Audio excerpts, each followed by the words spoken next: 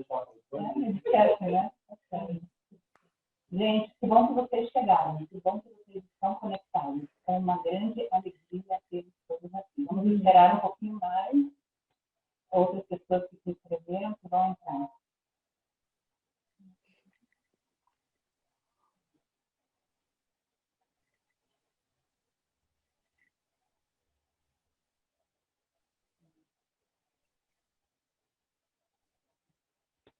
Bem-vindo, Eli.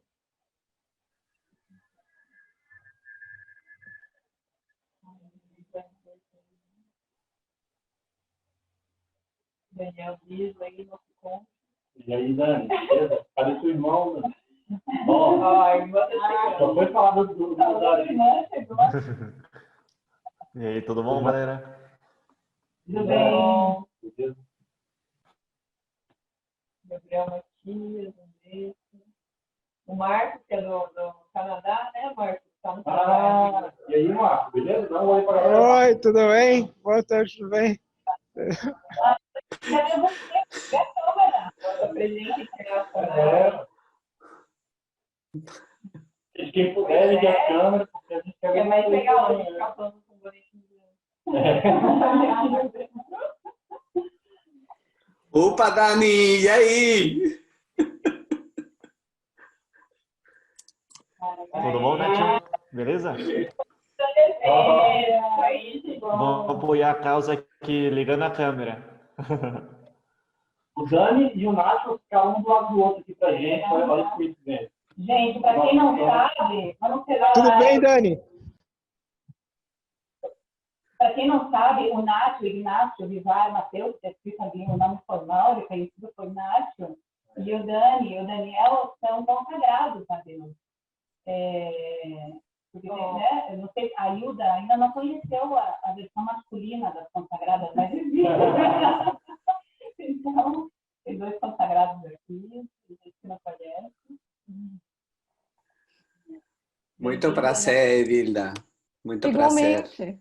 Muito obrigado. Onde você está? Eu estou aqui em Brasília, mas eu sou espanhol. E Daniel Bisso está desde o México. Ele está assistindo desde a cidade do México. Ah, que bom. Que ótimo. Muito obrigada. Obrigado a senhora por aceitar o convite. As ordens.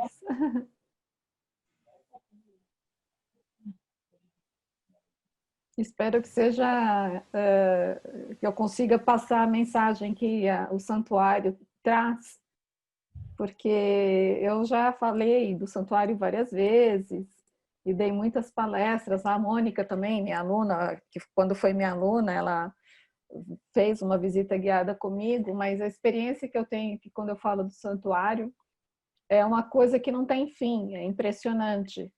E por mais que eu saiba a informação em si, tal coisa é tal coisa, mas parece que dali se descortina um mistério tremendo que eu não consigo alcançar tudo, sabe?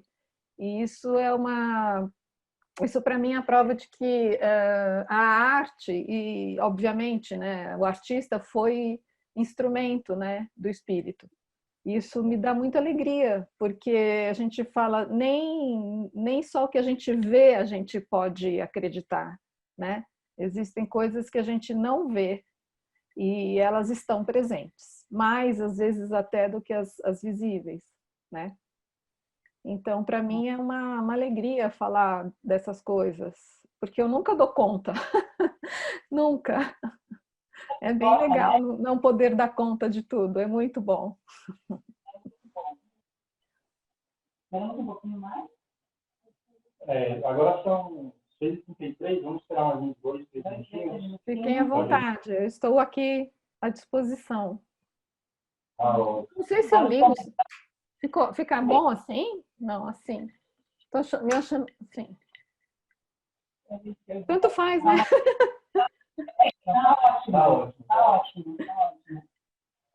Todos os convidados que não são missionários, só queremos contar que aqui em Brasília se organiza uma missão muito linda, bem no mês de outubro, no mês da Aparecida. Começou ontem com a missa de envio, lá na paróquia de Guadalupe. Foram vários missionários, tanto adolescentes, jovens, adultos. Foi muito lindo a missa do dia. E durante o dia de hoje também estiveram participando da missa, fazendo texto, tocando nas casas, convidando as pessoas para fazer uma reflexão, para rezar. E uma das atividades é essa palestra. Né? Então, tem pessoas aqui que são missionários, tem outros que são convidados, amigos dos amigos dos amigos. Nós estamos dentro do contexto de missão. Né? A missão continua amanhã e finaliza no dia de Aparecida, no dia 12, na segunda-feira. Só para vocês saberem. A Janelle e a família dela que chegou. Que linda menina! Elas também vão escutar a palestra? Vamos! Programa de família hoje, Mônica. Um beijo grande a todo mundo aqui de Porto Alegre. Beijo grande. Qual é o nome da sua filha, Janelle? Diz para ela apresentar. Diz aí, Mariana. Oi, eu sou a Mariana. E essa aqui é a amiga da Mariana, a Sôfia. A visita também entra no programa. Então, é um programa cultural para todo mundo. E tem a Helena. Dá um oi aqui, Helena. Aqui, ó. E a Helena está aqui do ladinho, que também vai ouvir. Que bom, Helena, que bom. Mas tá ótimo, um programa familiar. Isso, estamos bem felizes, bem felizes. Que bom, que bom. Gente, eu acho que podemos dar início. Sim? Eu convido a todos a fazer uma oração para começar essa palestra, invocar a Nossa Senhora, que vai ser a nossa protetora, e nos unirmos como família católica, né, desse fim de semana que é oferecido em homenagem à Nossa Senhora Aparecida. Em nome do Pai, do Filho e do Espírito Santo. Amém. Nossa Senhora Aparecida, fica conosco nessa palestra, nesse momento de encontro.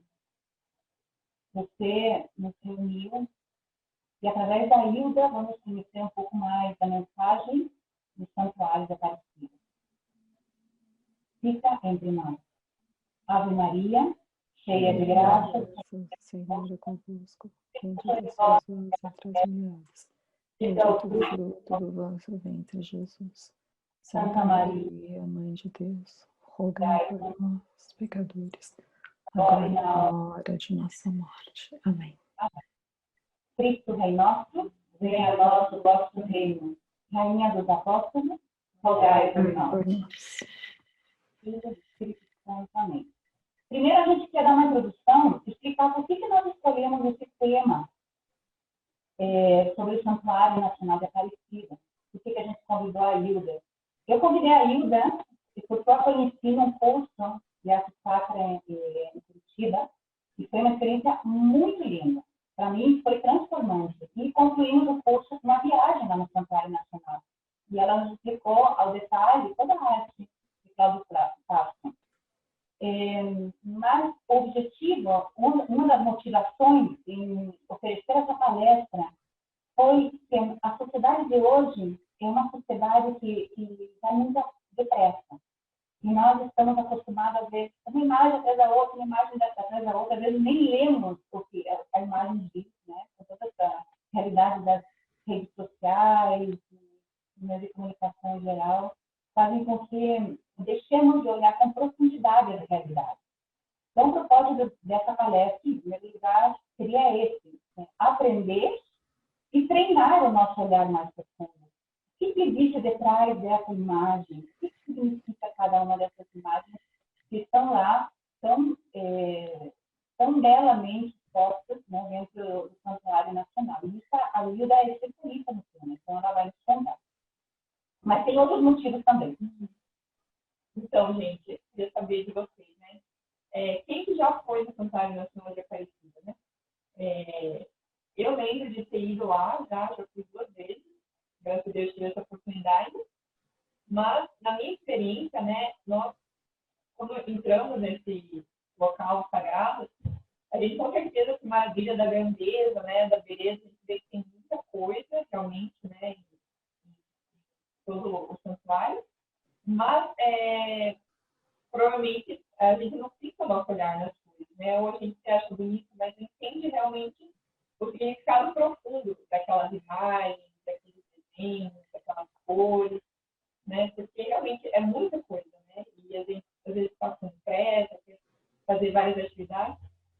Então aqui a gente vai ter uma oportunidade de a gente mudar o nosso olhar, né? A gente realmente, a próxima vez que a gente for, ou a primeira vez que você for para o contrário, né? E com certeza você vai ter vontade de ir de novo ou conhecer ele. Ter uma visão realmente muito diferente, né? Muito mais aprofundada e realmente possa nos aproximar mais dele, né? Então, hoje a gente vai ter essa oportunidade, né? Vamos agradecer a Hilda, né? De conhecer nesse caminho, né? De aproximação ao sentido profundo e teológico que o artista pode fazer, né? E transmitir durante todos esses anos, né? Que ele ficou trabalhando no santuário. Muito tempo, né? Para fazer tudo sobre aquele dia. E o porquê que também, logo nas missões, a gente está propondo essa formação. Nós todos somos católicos. E como católicos cismados, nós somos, por essência, nós somos missionários.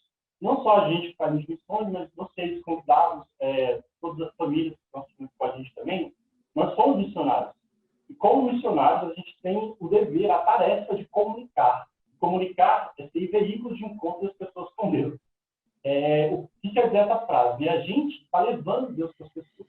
Então, o propósito dessa palestra é não só a gente adquirir o conhecimento para a gente chegar no santuário e entender tudo, mas que louco que bacana vai ser, que eu tenho certeza que a gente vai conseguir, eu, vocês, todo mundo, o quão louco vai ser a gente chegar no santuário e a gente não só entender todas as artes que a Hilda vai explicar, todas as referências, todas as ideias do artista, mas a gente poder explicar para o próximo. Não só para a pessoa que vai estar com a gente na peregrinação, mas para o desconhecido. Isso é missionário. Então, esse é o propósito também da formação. É a gente adquirir uma bagagem cultural, é a gente entender a sacra e é também para vocês. Porque a gente sabe que arte é um tópico nichado. Então, eu não me interesso muito com arte, eu estou aqui porque eu me inscrevi nas missões e me pediram para entrar. Mas a gente tem que saber que Deus se comunica com a gente de diversas formas, de todas as formas. E a arte é uma delas. Então, Deus vai se comunicar com você também através da arte. Então, a palestra também vai servir para isso. Para quem não tem esse feeling ainda, entender. Deus vai falar com você através da arte. Principalmente no santuário. Vocês vão ver aí, vai falar de diversas referências que a cabeça explode. É muita coisa bacana. Então, esse é o motivo do porquê também a gente trouxe essa informação para as missões. Tem um contexto, tá bom? Então, vamos prestar atenção para a gente chegar lá no santuário, para quem não foi, tipo eu, e para quem já foi, tipo a Isa, chegar lá na próxima vez missionando, sendo missionário. Beleza? Que ótimo. E antes de apresentar a Hilda vai contar um pouquinho como vai ser a dinâmica da palestra hoje. Então, gente, a palestra, né, já incluindo as perguntas, tem previsão de duração de 1h30 no máximo. Né? A gente sabe que é um tempo longo, né? Então, vocês podem ir mandando perguntas, né, dúvidas no chat.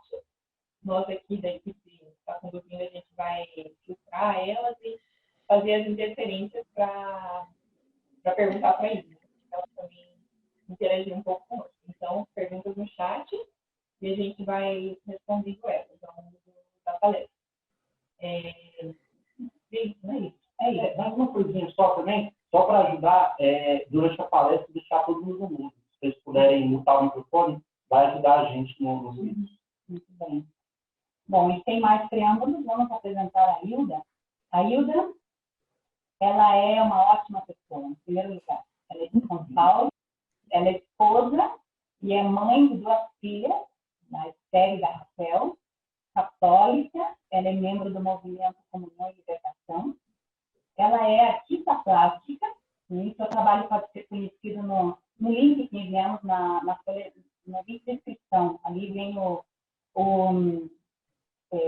site da Hilda, para vocês conhecerem o trabalho magnífico que ela faz como artista plástica também.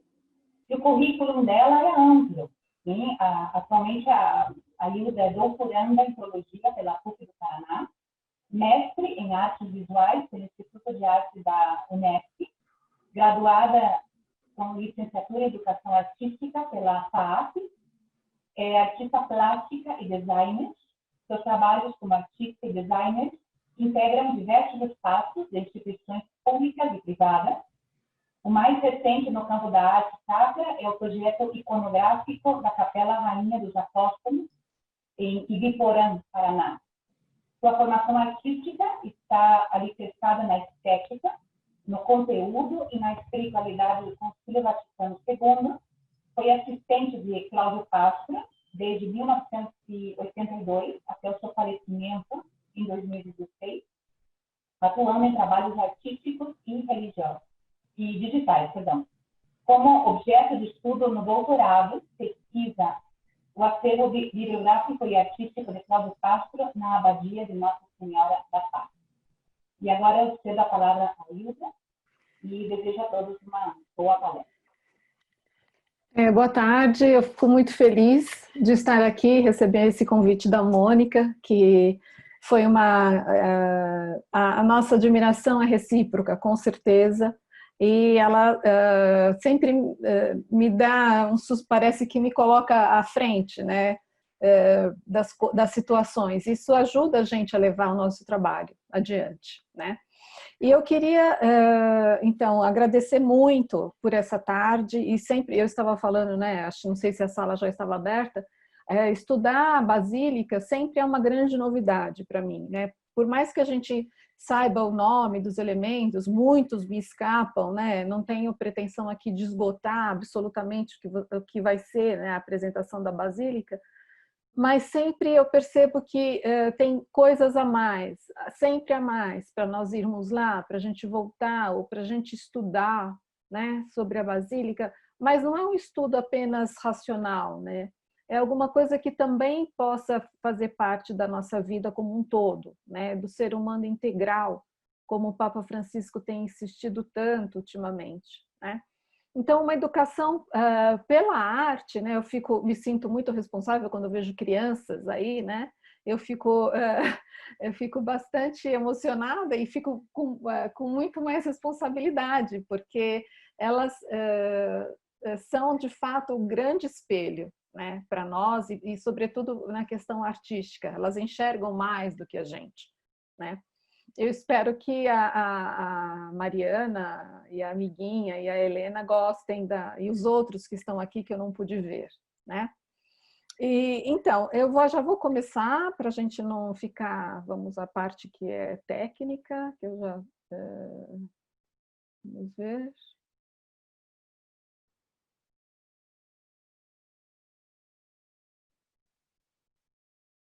Aqui, estão vendo? Sim? Sim. Ah, ok. Perfeito, então. Qualquer coisa, vocês vão me falando, porque eu fico muito entretida e eu não consigo prestar atenção em mais nada. Eu não tenho essa coordenação motora digital toda, sabe assim? Bom, então, o Cláudio, essa é uma foto dele, né? Aqui ele está na oficina Luiz Carrara, que é aqui em São Paulo, no Canindé, que produziu várias peças dele, sobretudo os metais, e esse particularmente que está na mão dele foi o cálice que foi utilizado pelo Papa Francisco na JMJ em 2013, né? Então foi ele que produziu todos os objetos litúrgicos e os paramentos para o Papa Francisco. E hoje essas peças se encontram no museu que é anexo à Basílica, lá em Aparecida, né? Então, o Cláudio ele nasceu dia 15 de outubro de 1948 e faleceu dia 19 de outubro de 2016. Aqui no meio, acho que no dia 17 de outubro, agora não vou me lembrar do ano, ele se tornou um oblato beneditino, porque, na verdade, ele não era um leigo consagrado, ele queria ser monge, acabou não tendo oportunidade de entrar para o mosteiro, mas ele, na verdade, efetivou o seu sonho de ser um oblato beneditino. Por quê? Ele tinha na abadia Nossa Senhora da Paz, que é onde ele pediu para ser enterrado, a referência da vida dele, né? Então, tudo que ele aprendeu sobre arte sacra, tudo que foi colocado para ele, né, em termos de educação da própria fé e também da arte. Ele teve muita sorte porque tinha a Madre Doroteia Rondon Amarante, a neta do Marechal Rondon, que era abadesa dessa abadia, mas já faleceu. Ela era uma pessoa muito culta e também artista. Então, ali juntou a fome com a vontade de comer. Então, tudo que o Cláudio pensava, ela incentivava, até dentro do mosteiro, até dentro da arte do próprio mosteiro, da capela do mosteiro, por exemplo, né?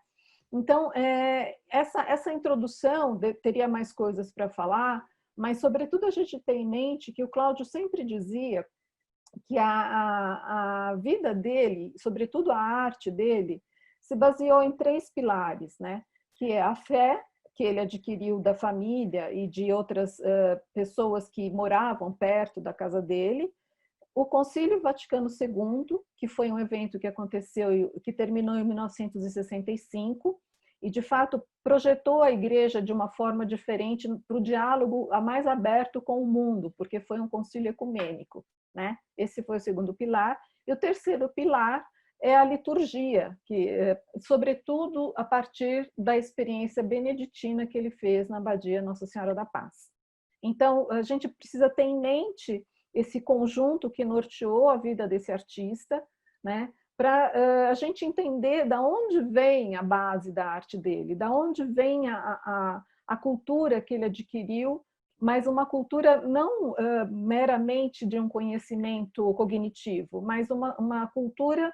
Inclusive, ele falava muito da educação da vontade, né? Ele tem um livro que chama O Deus da Beleza, aliás, tem vários livros, um deles é O Deus da Beleza, que vale a pena ler, porque lá parece que, assim, uma vez eu falei com ele assim, olha, esse livro ensina a gente até a tomar banho, né? Por causa da experiência do ser humano integral que esse livro transmite para a gente, tá? Então, assim, o que norteava o trabalho dele, né? Então, São Gregório, essa frase de São Gregório de Nissa, né? Vamos ter em mente uma coisa, assim, eu fico preocupada de querer falar tudo do que eu aprendi, do que eu estou lendo sobre ele, mas eu já vou dizendo que isso é impossível, né? Então, eu pensei algumas coisas para poder transmitir para vocês nesse curto espaço de tempo, e vocês já me perdoem se eu não conseguir abarcar tudo, tá bom? Então, aqui nós temos essa frase que a palavra pode manipular-nos, leva-nos a diferentes interpretações. Só a imagem nos coloca diante de uma presença. Então, acho que na vida de cada um de nós a gente pode fazer a experiência de fato disso, né? Obviamente que a palavra nos nutre, né? Sobretudo na liturgia, a palavra que nos alimenta, mas a igreja também se vale de uma teologia que não é só a teologia da palavra, né? É a teologia da imagem.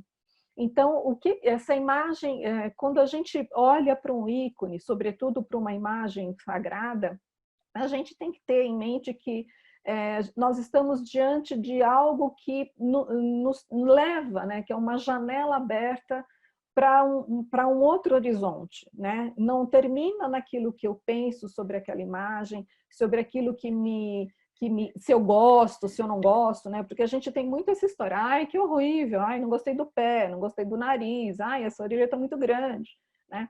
Então, na verdade, a iconografia cristã, que foi da onde o Cláudio se baseou, que sobretudo foi a bizantina e também bastante o românico, né? Não se preocupa tanto com esse desenho perfeitinho, mas de transmitir, o Cláudio dizia que era transmitir o mistério nessas poucas linhas que ele conseguia sintetizar. Então, aqui nós vamos falar da Basílica, obviamente que vocês conhecem, né? A Basílica, ela tem uma arquitetura muito interessante, uma arquitetura românica, e ela começou a ser construída em 1955 a partir do projeto arquitetônico do Benedito Calixto Neto. E ele se baseou, obviamente, numa tradição da igreja também, que é o românico, que tem essa cúpula grande e uma cruz. Eu não vou me adentrar muito na questão da arquitetura, mas é basicamente isso, a cúpula e uma cruz, né? E quando a gente falar da cúpula, eu vou dizer o significado dessa cúpula, né? Então, no transepto, né? No transepto não, no encontro dessa cruz horizontal e vertical, existe essa cúpula, né? Que a gente vai poder apreciar mais aqui, por exemplo, né? Eu trago esse mapa, e aliás aqui a gente poderia prestar bem atenção nele, que é como se a gente pudesse se situar nesse espaço, né? A gente chega lá, a gente não sabe onde é norte, sul, leste, oeste, né? Para vocês terem uma ideia, vocês conseguem ver meu cursor? Vocês estão conseguindo acompanhar essa flechinha? Ok. Então, a gente chega na Basílica, né? Quando a gente chega na Basílica, a gente chega pelo estacionamento, geralmente, né? Porque a gente vai ou de carro, de ônibus, bom, enfim. A gente chega aqui nessa esplanada, né? E aqui a gente tem, então, duas capelas externas, que é a Capela do Batismo e a Capela da... E a Capela da Ressurreição, que também são obras do Cláudio e estão fora, né? Então, aqui a gente tem essa arcada, né? Elas estão fora da Basílica. Então, aqui a gente pode acessar a Basílica, não que a gente necessariamente entre por aqui, mas a gente acessa já esse piso, que é um piso que tem esse formato, né? Todo esse formato, como aqui à direita vocês podem ver, essas linhas sinuosas que representam o rio, né? Representam as águas. E que águas são essas, né? As águas do Rio Paraíba, onde a própria imagem foi encontrada em 1717, a imagem de Nossa Senhora Aparecida, a gente vai falar um pouquinho da história dela daqui a pouco, e também a água que é o nosso batismo, ou seja, a água sempre está presente simbolicamente em toda a nossa representação, em toda a simbologia cristã, né? Então, aqui no caso, é esse rio, né, que contorna toda a Basílica. Então, aqui vocês têm um mapa de toda a Basílica, né? Ela contorna, digamos assim, essas águas contornam a arquitetura da Basílica, porque nós estamos fora ainda da Basílica, né? E o Cláudio dizia que quem não sai dessas águas necessariamente passa pela imagem de Nossa Senhora Aparecida. Então, o que nós temos aqui? Então, na nave norte, que nós temos aqui, né, a gente vai... eu melhor explicar isso depois. Então, aqui nós temos a nave norte, a nave sul, a nave leste e a nave oeste, né? E aí, em cada ponto desse mapa, também vocês vão ver depois, também tem símbolos, tem uma simbologia muito interessante, como essa, por exemplo, aqui à direita, que a gente tem esse piso de peixes, né? Então, dentro dessa configuração, nos 4 cantos também a gente tem essa formação, esse simbolismo aqui que a gente vai ver. Então, o que nós temos aqui no nosso mapa, né? Para vocês se situarem ainda, então, aqui no norte, onde fica a Porta Santa, que está aqui à nossa esquerda, né? Aqui é a entrada, então, oficial da Basílica, tem a Porta Santa, e em cima dessa Porta Santa, oh meu Deus, em cima dessa Porta Santa, do lado de dentro, a gente tem o Pantocrátor, que eu também vou explicar tudo direitinho o que é só para a gente se situar. Na nave norte, nós temos a vida pública de Jesus. Um detalhe importante que eu vou falar agora, que eu lembrei, senão daqui a pouco eu esqueço, é que assim, as cores dos azulejos das 4 naves, né, então norte, sul, leste, oeste, elas têm a ver com os vitrais que estão em cada nave, né? Isso é uma peculiaridade bem interessante que, se no decorrer dos slides eu me lembrar, eu vou assinalar para vocês. Então, na nave norte, nós temos a vida pública de Jesus. Na nave sul, então, nós temos aqui o nicho, né? O nicho de... isso aqui está me atrapalhando. O nicho de Nossa Senhora, que está aqui. Então, ela fica bem aqui, na nave sul, né? A Capela dos Apóstolos, nós não temos acesso, mas ela fica exatamente na altura do nicho, no andar superior, só que atrás da parede que está o nicho de Nossa Senhora, tá? E aqui nós temos a infância de Jesus. Aqui na nave leste, nós temos esse cordeiro, que é o símbolo do Apocalipse, né? O cavalo branco que o Apocalipse fala que onde vai vir, né? Cristo virá pela segunda vez. Nós temos a cruz, o cordeiro e o altar e o incenso, que são símbolos que estão de fato no Apocalipse. E nós temos a ressurreição do Cristo. E na nave oeste nós temos aqui a Nossa Senhora do Sinai e a paixão do Cristo, né? Então esses azulejos, eles contam a vida pública de Jesus. Aqui no centro é o altar, como nós vamos ver daqui a pouco. E nós temos, então, eu começo a minha visita presencial, geralmente eu começo aqui pela Porta Santa, né? Aí quando a gente vem para cá, a gente já encontra a Capela das Velas, que vocês também vão ter oportunidade de ver, que é também um trabalho do Cláudio. Posso ir adiante? Então, aqui, novamente, né, esse piso que a gente passa por ele, além de passar pelo piso, né, nós temos esses arcos, que são arcos romanos, são arcos perfeitos, né?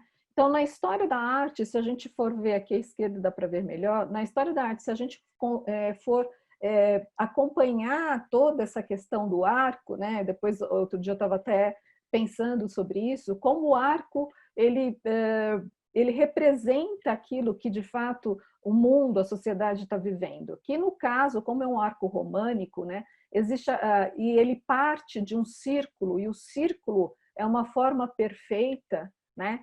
Então, o que ele transmite para a gente? Transmite uma integridade, né? Ele não tem encantos, né? Não tem quebras. Então, ou seja, é algo que nos conduz também a uma visão integral, né? Isso falando em termos existenciais, mas em termos arquitetônicos é considerado o arco perfeito. Aqui nesse piso a gente tem o piso dos peixes, que é a comida do ressuscitado, né? E também faz alusão à Nossa Senhora. E aqui, bem aqui, nós temos a Capela do Santíssimo, né? Que depois a gente vai ver em outros slides também. Eu quero chamar a atenção para esse gradil que está aqui, que também foi um detalhe pensado pelo Cláudio. São muitos detalhes, viu, gente? Às vezes eu lembro de todos, às vezes não. Esse gradil, eles representam palmeiras, né? Então, que lembram, né, o Salmo, justo florescerá como uma palmeira, mas também lembrando que a antiga basílica, que ainda existe lá, né, a antiga igreja de Nossa Senhora Aparecida, ela está no Morro dos Coqueiros, que é o Morro das Pitas, uma coisa assim. E também aqui, então, ele colocou, e é bonito que quando nós estamos bem aqui onde estão essas três senhoras, a gente olha aqui para fora, de fato tem palmeiras, então você associa o desenho com esse gradil, tá? Então, vamos continuar a nossa viagem não saindo dessas águas, porque quando a gente não sai das águas, a gente encontra a imagem de Nossa Senhora. Aqui estão, então, os desenhos dos quatro cantos, né, que tem. Então, a gente acabou de passar por esse aqui, que são os peixes, que eu já falei, que é a comida do ressuscitado, e faz alusão também ao rio, né, ao Rio Paraíba, a Nossa Senhora Aparecida, a pesca milagrosa, né. Aqui nós temos esse diagrama, que é o X e o P, que são as letras gregas, né, que significam as letras do Cristo, é uma abreviação, quase que uma abreviação, digamos assim, para simplificar, que são as letras da palavra Cristo, XP. Aqui a gente vai encontrar pertinho aqui da Capela das Velas, esta como se fosse uma cestaria indígena. E o que eu queria colocar para vocês a respeito desses grafismos indígenas que vão aparecer no decorrer da nossa visita, é que assim, o Cláudio valorizava muito essas culturas que nós, né, chamamos de primitivas, mas que primitivo não no sentido de pejorativo, mas no sentido primeiro, né? Por quê? Porque essas culturas, geralmente, elas estão ligadas à própria vida, então elas criam símbolos que são ligados à própria vida. Né? Então, a gente sabe dos grafismos indígenas, que é o grafismo de um grafismo que vem a partir do desenho de uma rã ou de uma cobra. Então, por quê? Porque é do contato com a vida que nasce esses símbolos. E a gente conversando essa semana num congresso que teve na PUC de Curitiba a respeito da questão simbólica, né? Como nós estamos muito afastados, né? Nós nos afastamos, né, dessa questão simbólica. Então, para nós, hoje em dia, um símbolo é uma dificuldade para entender, ou senão a gente entende símbolo como se fosse assim, a marca de grifes famosas. Aí a gente mais ou menos sabe, eu não sei todas, mas mais ou menos a gente entende, né?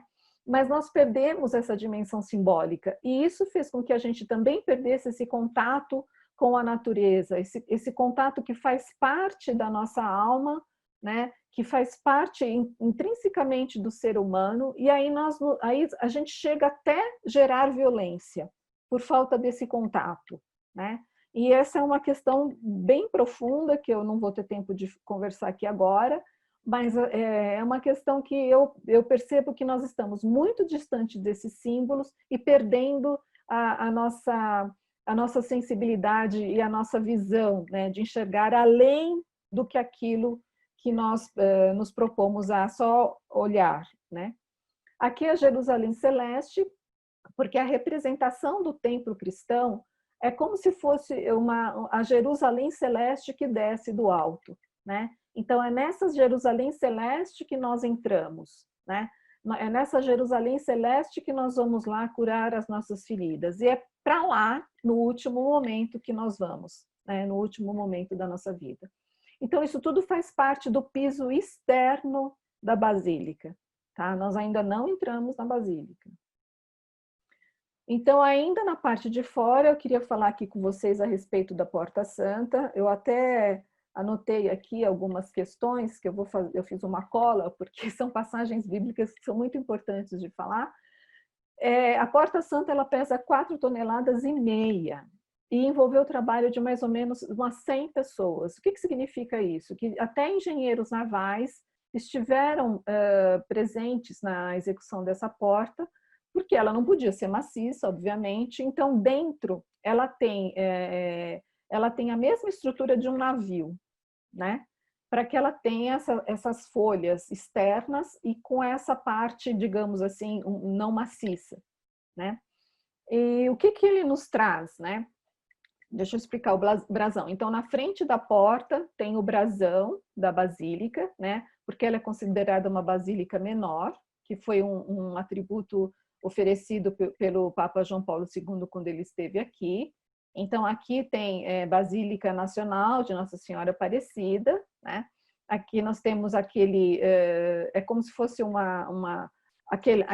que a gente sai em procissão, né? Que cobre o Santíssimo, para falar que aqui é um lugar sagrado, né? As chaves de Pedro, aqui, porque se refere sempre à Basílica de São Pedro.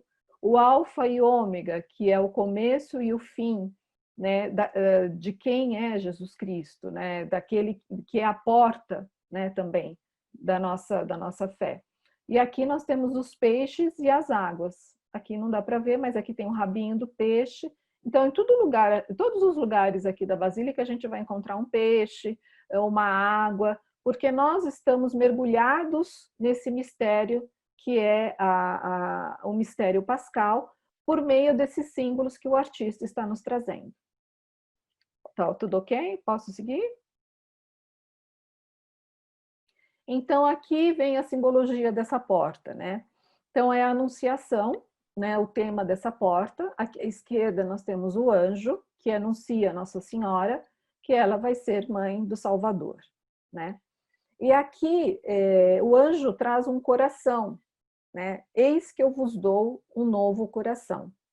E aqui tem a parte de Ezequiel, que eu vou ler para vocês, para a gente entender bem essa passagem que está aqui, né?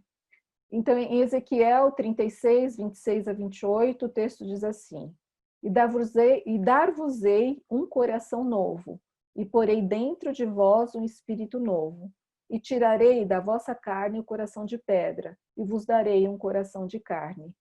E porei dentro de vós o meu espírito, e fareis que andeis nos meus estatutos, e guardareis os meus juízos, e observareis. E habitareis na terra que eu dei a vossos pais, e vós sereis o meu povo, e eu serei o vosso Deus. Então, Maria aqui se esvazia, né, de si para receber essa mensagem, né? Ela para se preencher de Deus, né, a gente pode dizer. E arquitetonicamente, a porta significa essa passagem, né? Eu saio do caos dessa Babilônia, né? Agora mais do que nunca a gente tem presenciado isso, né? Desse caos externo para adentrar, para passar, é um rito de passagem, né? Toda porta serve para isso, a gente sai de um lugar e entra ou sai dessa parte, ou seja, muda, desconfigura, configura-se de uma outra forma o espaço para qual eu vou, né? Então, com esse sim de Nossa Senhora, nós adentramos neste espaço, né? Que passamos por essa porta, porque a porta, como o próprio Cristo fala, eu sou a porta, né? Então, a gente, para entrar nesses mistérios, a gente passa por Cristo, que é a porta. Aqui é a porta do lado de dentro, não é uma fotografia muito boa, mas aqui à esquerda e à direita nós temos os detalhes, né?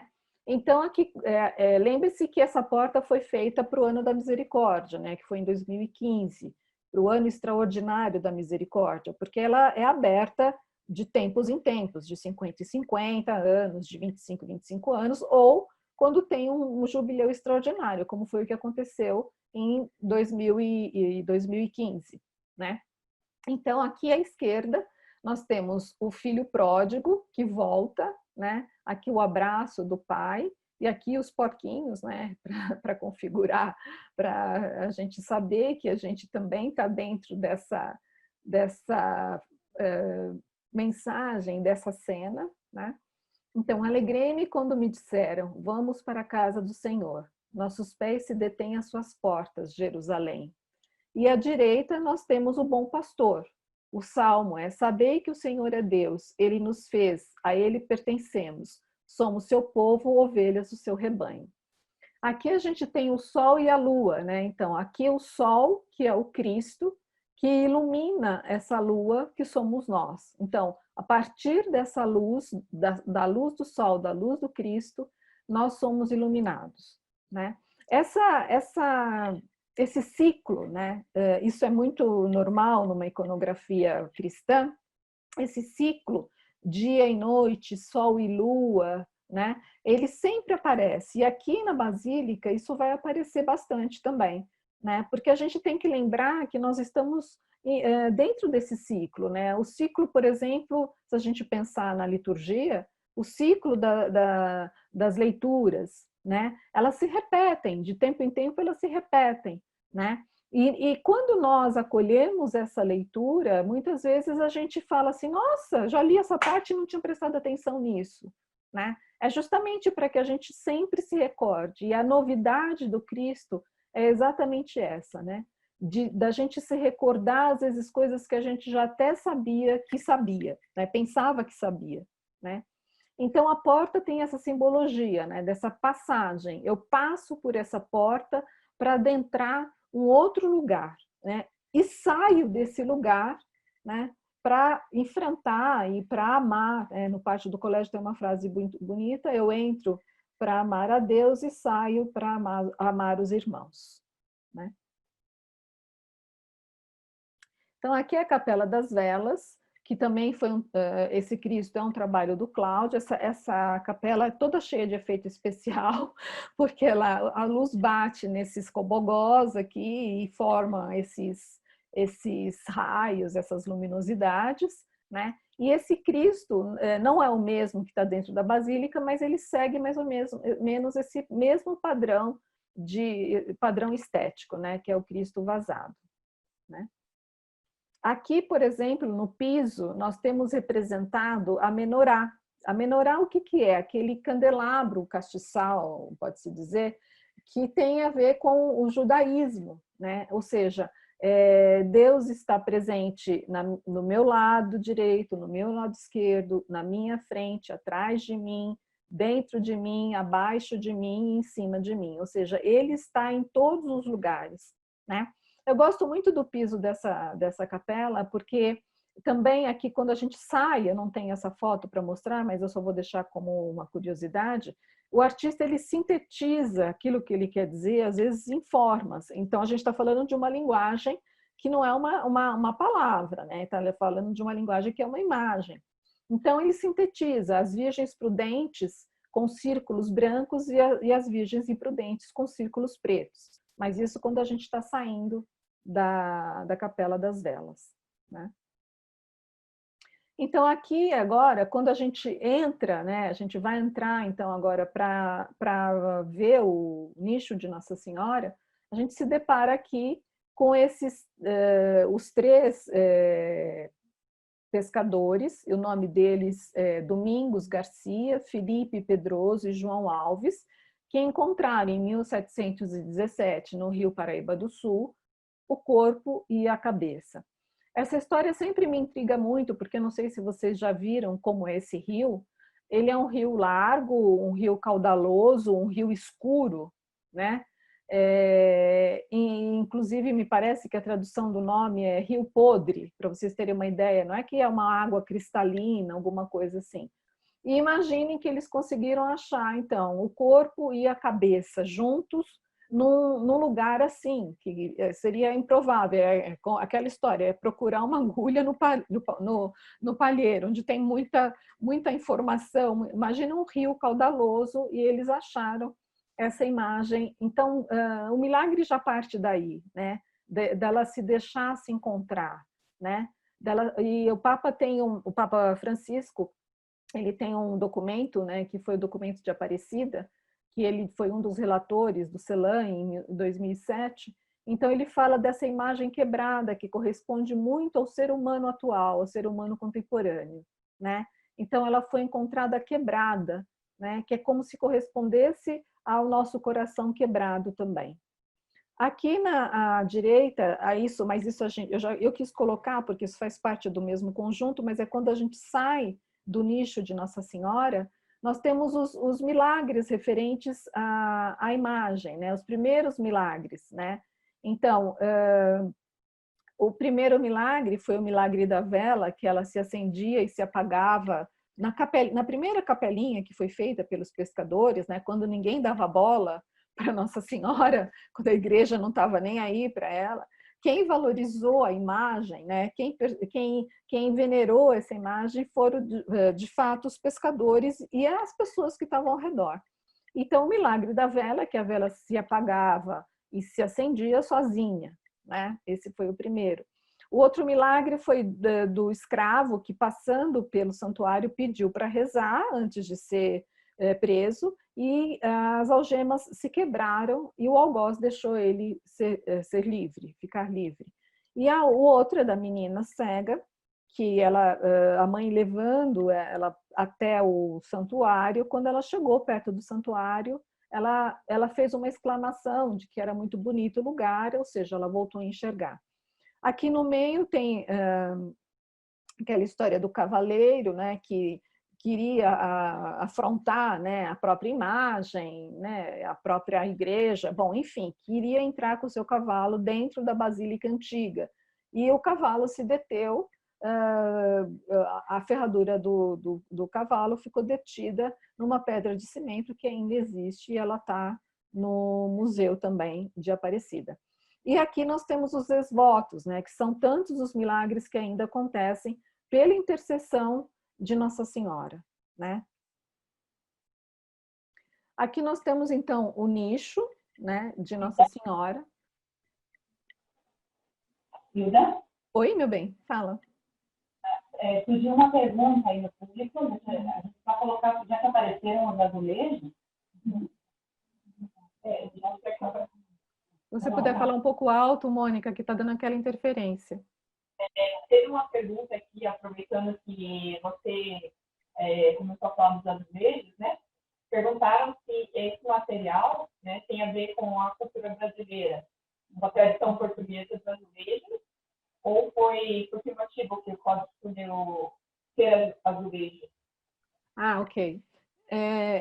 Então, a questão dos azulejos, de fato, foi uma escolha muito feliz, obviamente, né? Eu sempre falo que foi a melhor escolha, porque isso para manutenção é muito mais simples, né?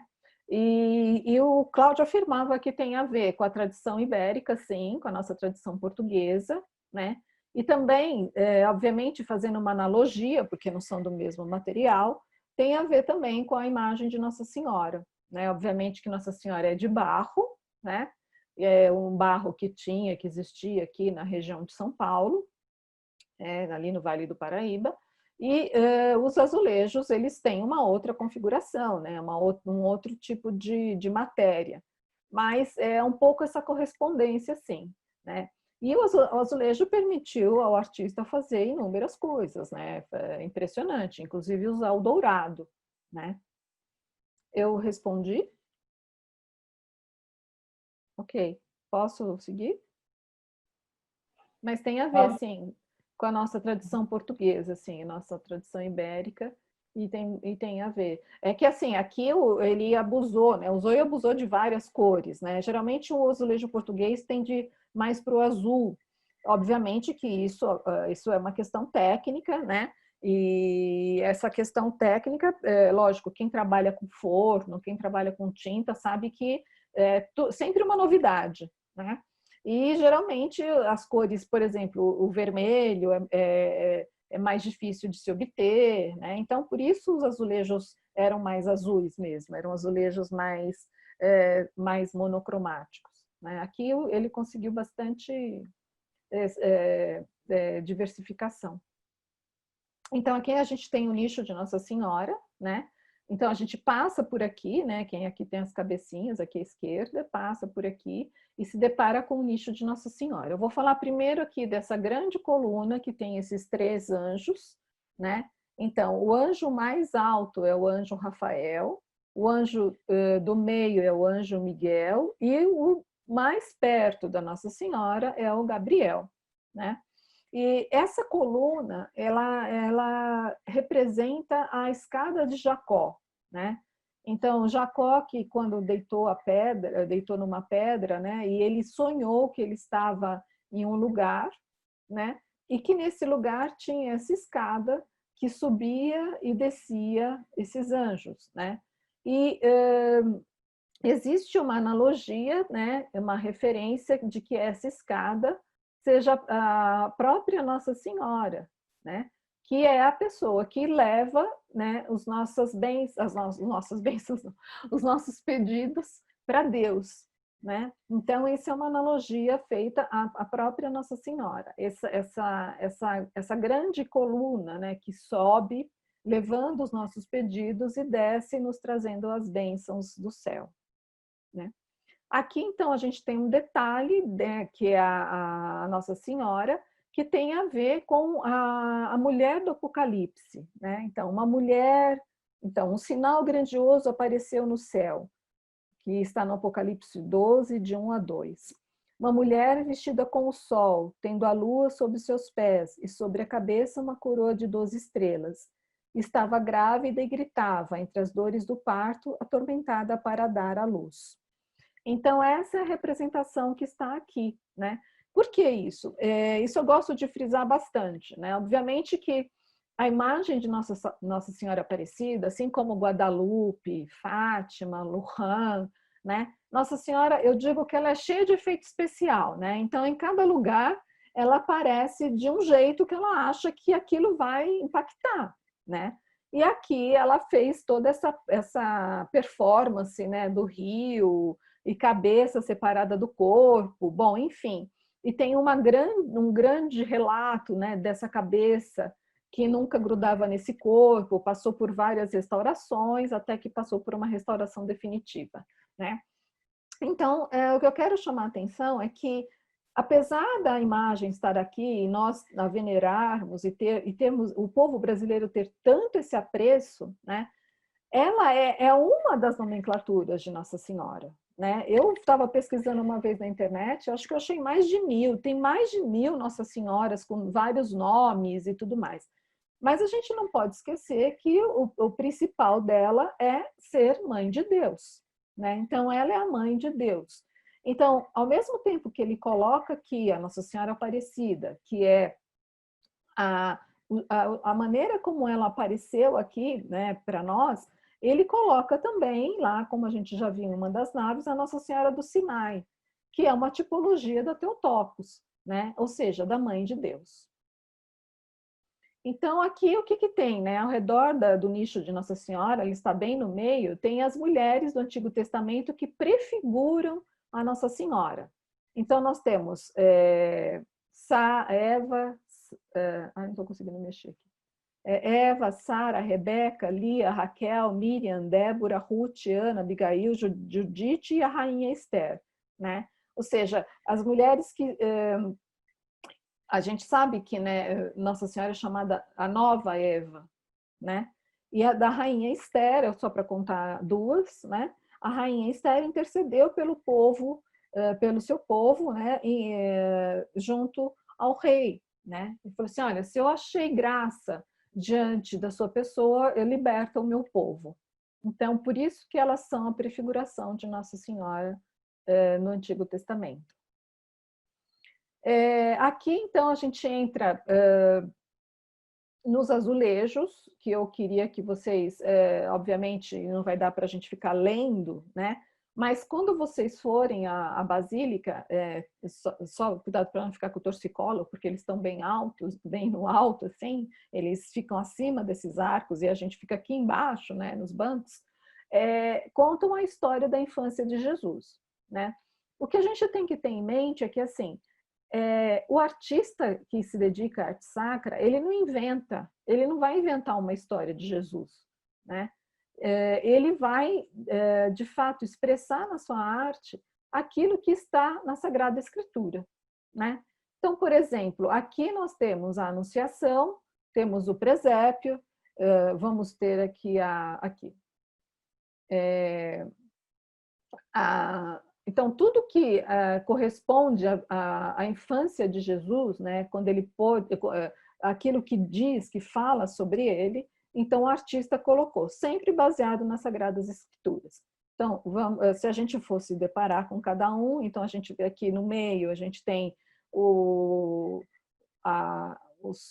reis magos que vão levar suas oferendas, né, para o Cristo. Aqui ele entre os doutores da lei, né? Aqui ele, quando ele lê a parte aqui Nossa Senhora, né, e São José, encontrando com ele lá na sinagoga, aqui o presépio. Então, cada um fala de uma parte aqui a fuga para o Egito, né?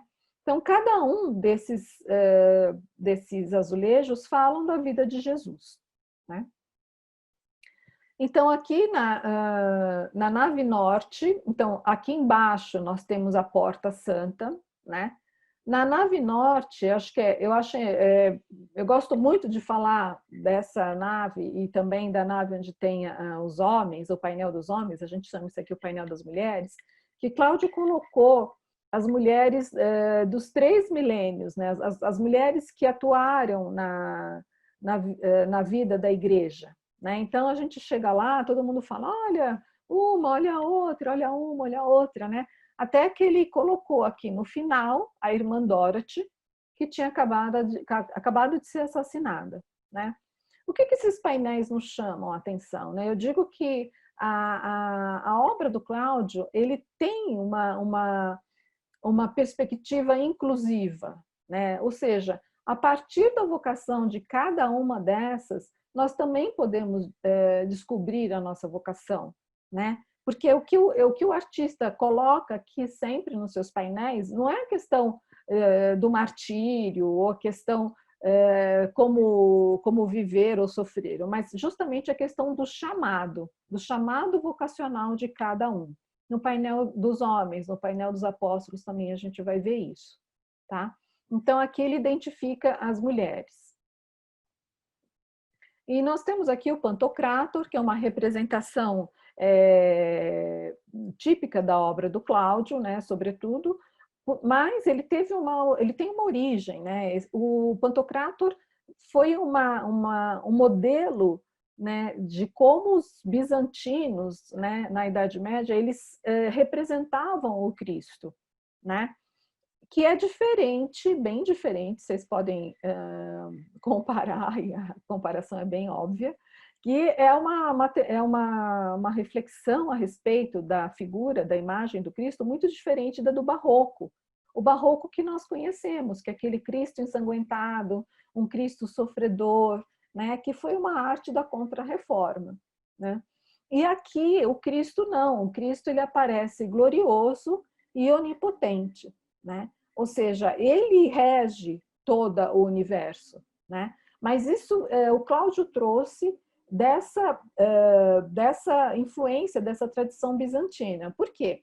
Porque, como eu falei para vocês, o Concílio Vaticano II, sem querer determinar um estilo próprio ou algo que fosse muito específico da arte cristã, ele disse que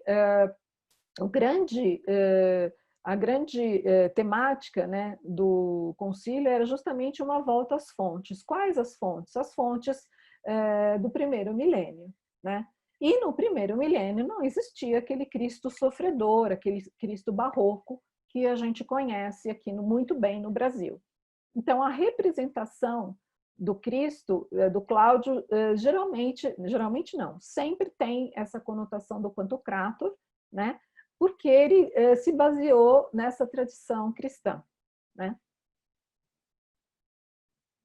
Então, aqui nós temos onde está o Cristo, nós temos a vida pública de Jesus, o batismo, aqui a tentação, aqui embaixo a tentação, né? Então, cada um desses azulejos, aqui no canto inferior direito, a transfiguração, né? Aqui o chamado dos apóstolos, né? Aqui, quando ele ressuscita o filho da viúva, né?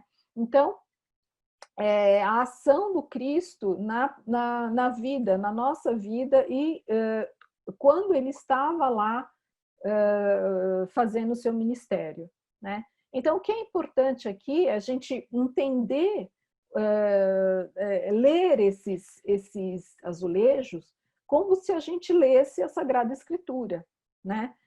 Só que o artista, ele coloca, né? Ele não coloca em palavras, mas ele coloca em traço, em cores, a Sagrada Escritura.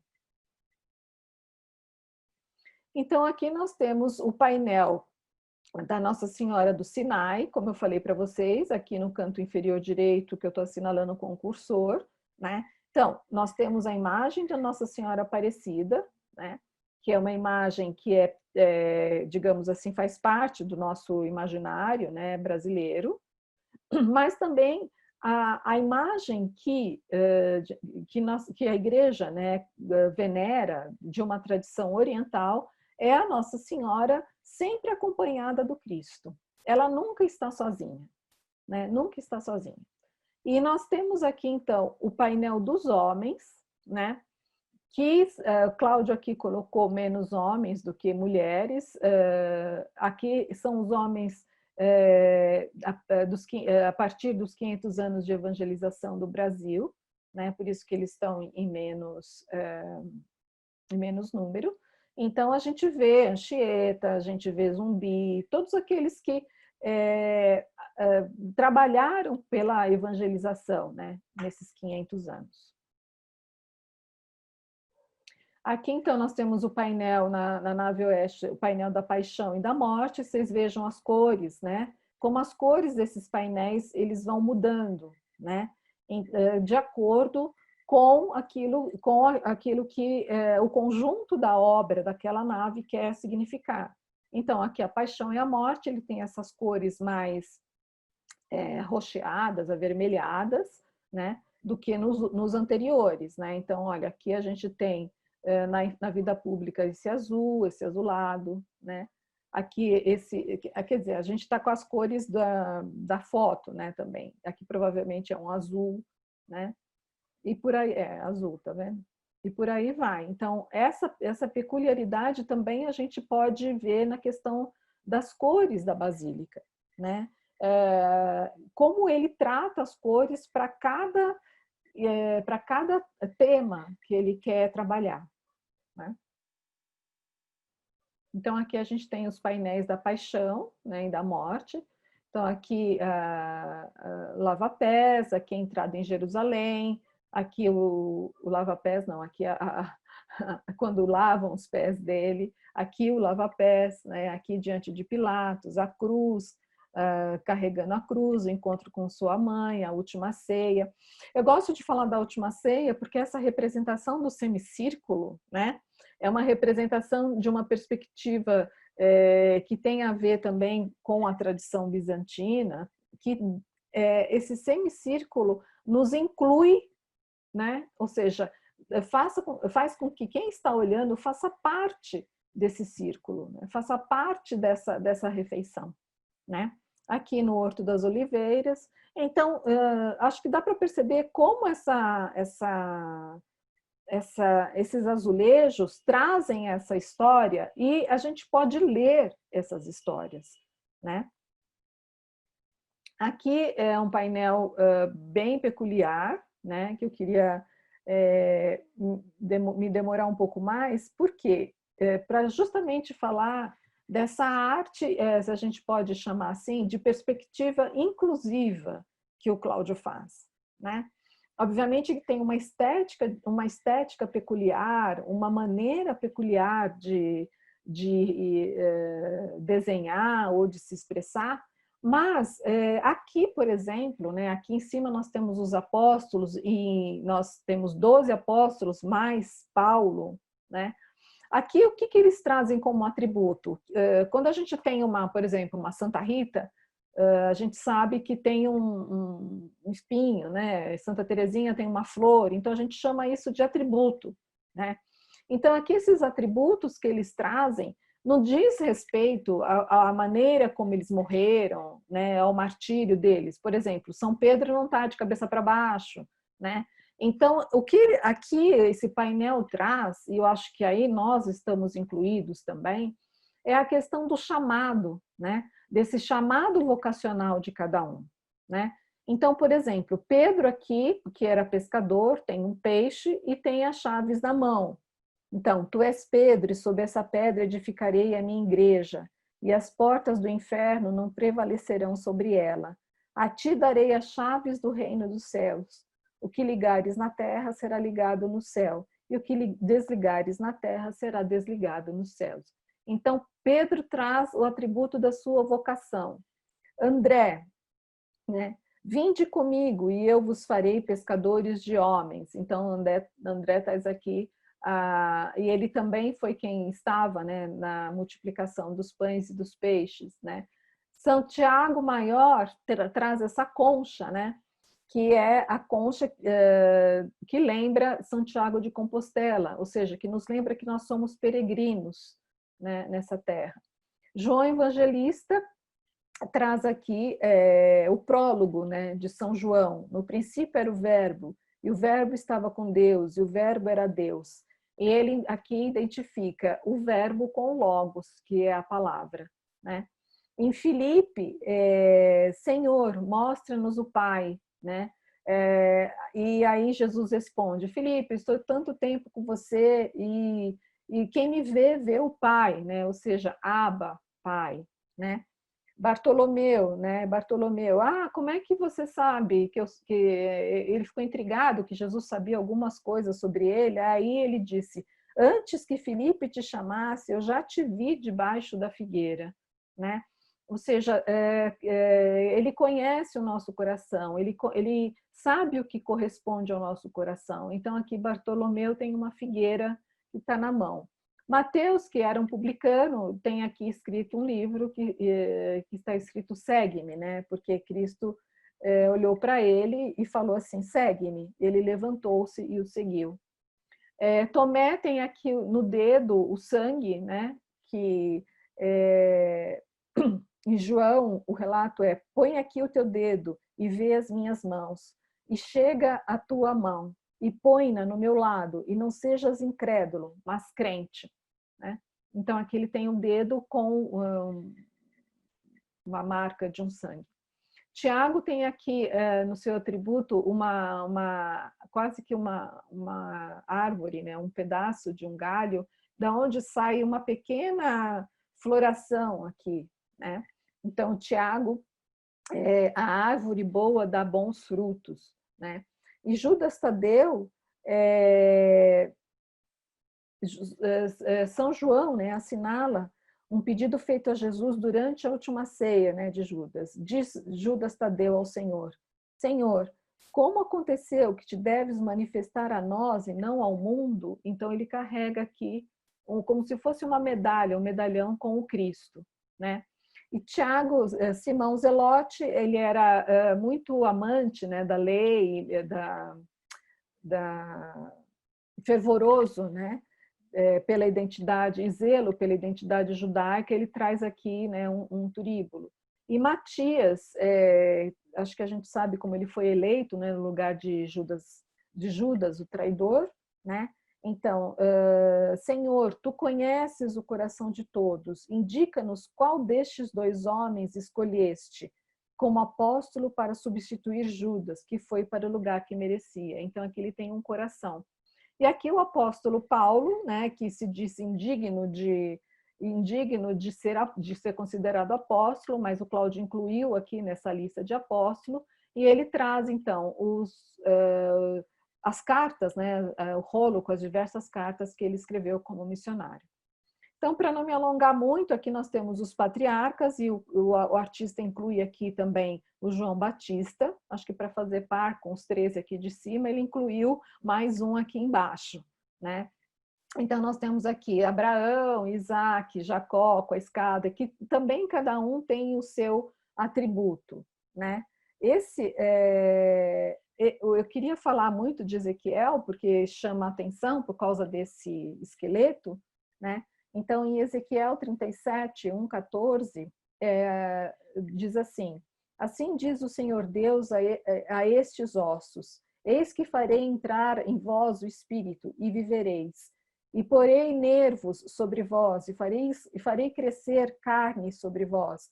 E sobre vós estenderei pele, e porei em vós o espírito, e vivereis, e sabereis que eu sou o Senhor, né? Então, eu acho muito bonito, né, ele ter, muito interessante, muito inclusivo, né, porque cada um de nós aqui pode se lembrar, né, ou ter em mente, aqui é chamado, né, e não significa assim, olha, eu te chamei para fazer milhões de coisas legais, não é assim, é o chamado que corresponde ao nosso coração, né. Então, aqui à direita, né, o que tem no meio desses 2 painéis aqui, que é um do lado direito e outro esquerdo, eu vi um cavalo branco, eu vi aparecer um cavalo branco. Quem estava montado nele tinha um arco e recebeu uma coroa. Saiu vencendo e para vencer ainda mais. Então, é o relato do Apocalipse que fala sobre a segunda vida do Cristo.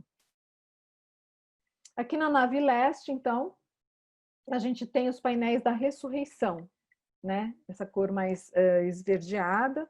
Então, aqui o túmulo vazio, quando ele aparece, né? E chama os discípulos, né? Ele estava ali na praia, ou seja, o peixe é a comida do ressuscitado, como eu já tinha falado para vocês, né? Aqui a ascensão, bom, enfim, a Emaús.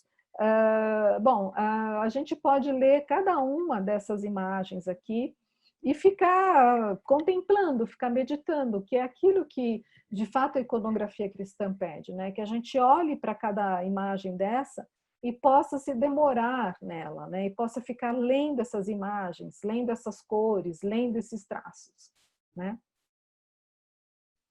Ao redor de toda a basílica, né, que é uma partezinha que tem, assim, eu vou mostrar, não sei se eu passei despercebido, mas eu posso voltar. Existe a simbologia, né, do Cântico dos Cânticos como sendo, de fato, o casamento, né, entre o esposo e a esposa, entre o Cristo e a igreja adornada, a esposa adornada para o seu esposo. Então, Cláudio colocou ao redor de toda a basílica esses frutos que eles correspondem à vida, porque eles têm dentro muita água, né? Então, é a romã, é a uva, é a maçã, eles trazem essa peculiaridade, né? Que é essa questão de corresponder à vida, né? Aqui tem as açucenas, que é um elemento de pureza que aparece bastante no Cântico dos Cânticos, que também permeia todo o santuário por dentro, né? E aqui a palmeira, de novo, né, que faz correspondência tanto à palmeira da Sagrada Escritura, quanto ao Morro dos Coqueiros, que tem a Basílica Antiga, né? Onde está a Basílica Antiga. Aqui nós temos, então, uma imagem central, né, da Basílica, onde tem o altar, aqui foi visto acima da cúpula, né, porque a gente vai só até aqui, onde estão essas pessoas, mas tem outros andares que não são acessíveis ao público, obviamente, porque tem até perigo, né? Mas o fotógrafo, que é o Thiago Leon, da Basílica, ele fotografou daqui dá para a gente perceber aquele, de novo, né, o altar com esse sinal gráfico que existe no chão, que é um sinal indígena, que percorre, né, que a partir desse altar vai para fora e banha os 4 lados, né, um rio que banha os 4 lados da Basílica, né, essa água que sai e que jorra para todos os lados, e nós estamos imersos nessa água, né? É interessante que quando a gente faz a visita, nas paredes que estão exatamente aqui embaixo dessas colunas, aqui onde está o meu cursor, ainda tem uma manifestação de água, porque simboliza que nós, saindo daquele rio, quando a gente entra dentro da Basílica, nós estamos mergulhados, nós somos rebatizados, né? Dentro dessa água que jorra desse altar, que é o próprio Cristo, né? Então, aqui nós temos os baldaquinos, isso aqui, essas 4 colunas chamam baldaquino, né? E aqui nós voltamos a ter de novo esse elemento indígena, né? E aqui embaixo tem a frase, que é a primeira frase da Nossa Senhora, né? Que é a exclamação de Isabel, a primeira frase da Ave Maria, que é a aclamação de Isabel a Nossa Senhora. Então, aqui a gente tem um panorama, então aqui mais largo, né, desse momento aqui. Nós temos, então, a nave sul aqui, que é a nave do nicho de Nossa Senhora com a infância de Jesus. Para cá nós temos a nave norte, a nave leste e a nave oeste. Aqui é o leste e aqui o oeste. E o baldaquino com o altar centralizado. Então, aqui, a respeito do baldaquino, a gente tem muitos detalhes, né? Que são detalhes que simbolizam aquele ciclo que eu estava falando quando eu falei da Porta Santa, né? Então, dentro da Basílica, obviamente aqui tá uma perspectiva plana, né? E é um projeto do artista, tal, mas dentro da Basílica a gente fica imerso nesses grandes painéis em azulejo, né? E a gente pode perceber cada um deles, né? Como esses ciclos que eu estava falando bem já no começo da minha fala, como eles vão reacontecendo, né? Sobretudo, principalmente quando a gente vê aqui embaixo, onde tem os IPs, né, que correspondem a cada uma das estações do ano. E também nesses medalhões aqui, nós temos desde a fertilização do óvulo até o nascimento da criança, né? Então, aqui que nós vamos poder ver direitinho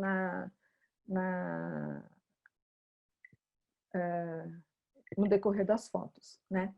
Então, olha, aqui o noroeste, esse aqui é o painel noroeste, né? Então, nós temos o anjo, e aqui os 4 anjos que simbolizam as raças que constituíram a nação brasileira, né? Então, aqui o anjo negro, que tem um pandeiro, que simboliza o louvor, né? Aqui são as representações da fauna e da flora da região nordeste, a caatinga, do centro-oeste e animais em extinção desses biomas. O IP aqui está no inverno e o medalhão é a fecundação do óvulo. Eu queria chamar a atenção, que eu já estava esquecendo, quando o Cláudio pensou e executou, né, esses painéis, o Papa Francisco, ele, exatamente no mesmo período, ele fez a encíclica Laudato Si. O Cláudio ficou muito contente, né, porque correspondia àquilo que a igreja estava querendo falar, né, a respeito da casa comum, né, porque tudo foi feito por meio de Cristo, nada foi feito sem ele, né. Então, essa correspondência com a linearidade com aquilo que a igreja estava falando foi uma coincidência muito feliz, né. Isso é um dado que eu queria chamar a atenção para vocês. Então, nós falamos do painel noroeste, vamos para o painel nordeste, né? Que é esse aqui, que tem o anjo, que é a raça branca, né? Que ele tem nas mãos uma régua, como diz no Apocalipse, para medir a extensão do tempo, né? E aqui é a região sudeste, destacando o bioma da Mata Atlântica. O IP ele está na primavera e o medalhão é o medalhão do embrião. No baldaquino sudeste, que é esse aqui, o anjo é um caboclo mulato que toca um berrante, né? Então, aqui tem as matas das araucárias, que é o sul, né, o sul do Brasil, e os biomas da Mata Atlântica e do Pampa. O IP ele está aqui no verão e o medalhão é o medalhão do bebê, né? Do bebê ainda no útero. E aqui o sudoeste, que é um anjo indígena, né? Aqui ele tem até um cocar e tudo mais. Ele incensa, que significa o louvor. Então, é a região norte, o bioma da Amazônia, os animais exóticos em extinção. Então, o artista teve até preocupação de colocar isso, né, na obra, que eu achei fantástico, né? Porque isso é como se fosse até uma documentação, né? Isso se torna um documento para gerações futuras, né? Nossa, que animal é aquele que não existe mais? Entendeu? Essa já é uma documentação interessante, né? O IP aqui está no outono e o medalhão é o medalhão do casal, né? Que faz parte desse ciclo da vida. Vamos ver se a gente vê mais aqui. Que o problema é que às vezes essas luzes aqui que eles colocam por causa da televisão, né? Então aqui a gente tem o embrião, aqui a gente tem o feto, né? Eu não sei se vocês conseguem apreciar ou só ver a questão mesmo da como é integral, né? Como isso faz com que a gente fique integral. Aqui à direita e à esquerda, nós temos aqui, que é uma parede que forma o baldaquino, né? Nós temos sol e lua, temos peixes, temos o muraquitã. O muraquitã é um símbolo indígena que ele simboliza a ressurreição. Então, o Cláudio Pastro traz muito esses símbolos, que são os símbolos dessas culturas, né, como eu disse, primitivas. E aqui esse vermelho é uma outra metáfora, né, como eu estava falando para vocês. O artista ele se vale de várias metáforas para conseguir colocar o pensamento que ele quer expor, né? Então aqui esse sangue é o sangue do Cordeiro, o sangue do Cristo, né, que banha toda essa criação. É um pequeno detalhe, é uma faixa quase que insignificante, né, que se a gente não falar ninguém vê, mas que tem essa simbologia. Aqui então nós falamos dessa cruz, né, que é a cruz vazada. É uma cruz que está bem em cima do altar, ela pende lá vocês vão ver como ela vem lá de cima da cúpula, né? E essa cruz é aquilo que eu falei para vocês, ela corresponde ao Cristo crucificado, mas não é um Cristo sofredor, ensanguentado, uma coisa afetivamente exagerada, né?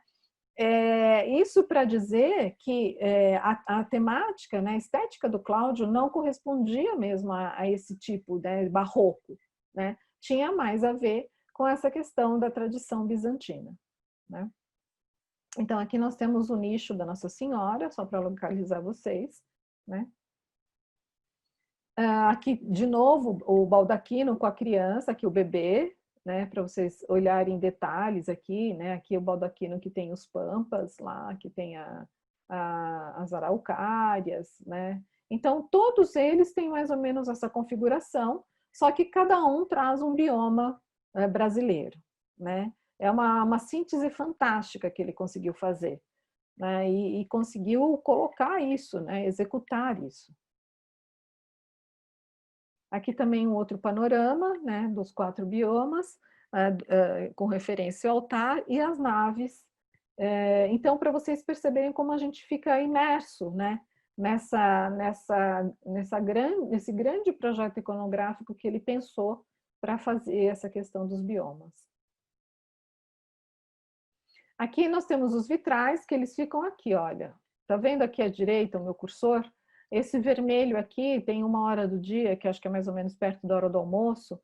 Quando o sol bate aqui, esse vermelho invade toda a igreja. É uma coisa impressionante. Ele está dentro, né? Ele não está exatamente no espaço da basílica, ele está quase nesse outro espaço aqui, que é um primeiro andar, digamos assim, mas ele invade aqui esse espaço da basílica, né? Porque esses vitrais filtram a luz natural, e a intenção do vitral é justamente isso, dar essas cores. Eu digo que a luz da basílica, ela funciona por partes, porque eu acho que se a basílica fosse iluminada totalmente, se ela ficasse totalmente iluminada o tempo todo, a gente não ia aguentar olhar para a basílica, né? É como se a gente visse Deus face a face, né?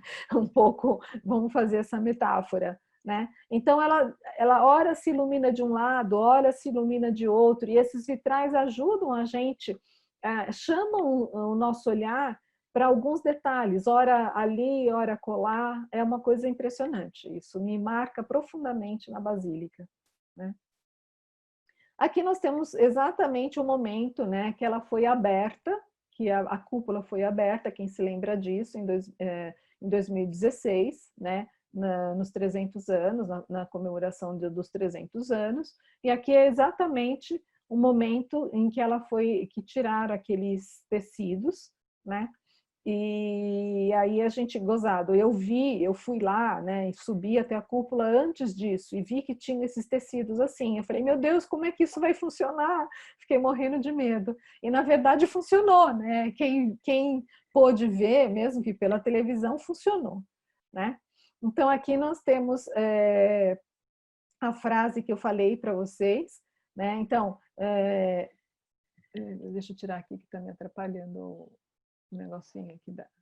Então, Ave Maria, cheia de graça, o Senhor é convosco, bendita sois vós entre as mulheres e bendito é o fruto do vosso ventre, Jesus.